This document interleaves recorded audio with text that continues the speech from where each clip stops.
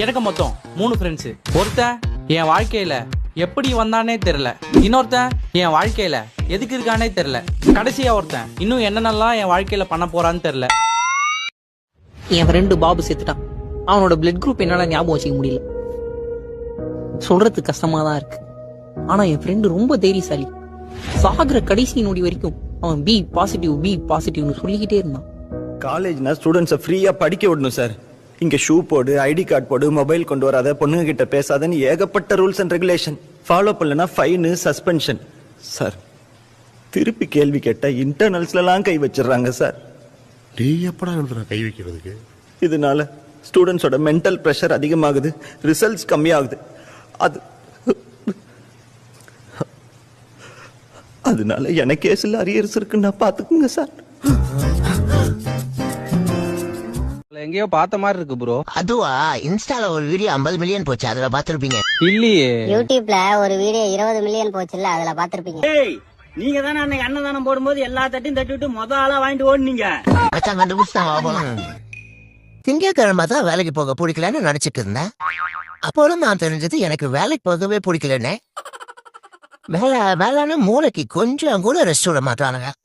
இவனுங்கிட்ட இருந்து தப்பிக்கவே அடிக்கடிக்கு பாத்ரூம்ல போய் ரெஸ்ட் எடுக்க வேண்டியதா இருக்கு. ஒருவேளை அதுக்காகத்தான் ரெஸ்ட் ரூம்ல பேர் வச்சிருக்காங்களோ?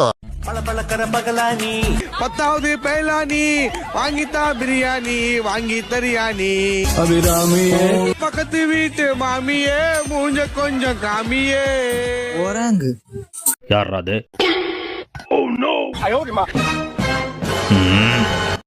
உங்களை இல்லங்க, போன்ல. Your name is what?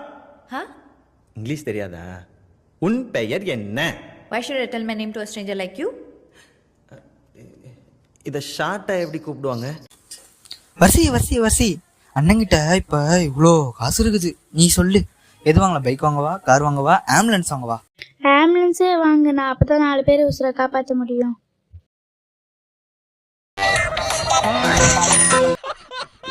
என்னப்பா காலேஜ்லாம் முடிச்சிட்டியா?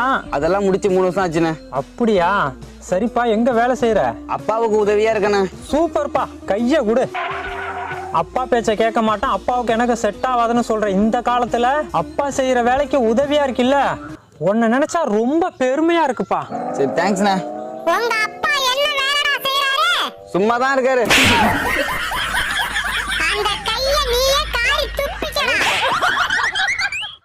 ஓடி ஓடி உழைக்கணும், கடங்காரனுக்கெல்லாம் கொடுக்கணும். டோன்ட் வரி, என்கிட்ட உதவின்னு வந்து கேட்கறவங்களை வெறும் கையோட திருப்பி அனுப்புற பழக்கம் என்கிட்ட கிடையாது. ஆமா, எல்லாத்தையும் புடிங்கன்னு தான் அனுப்புவாரு. மறக்காம சர்ப்ரைஸ் பண்ணுங்க. தேங்க்யூ.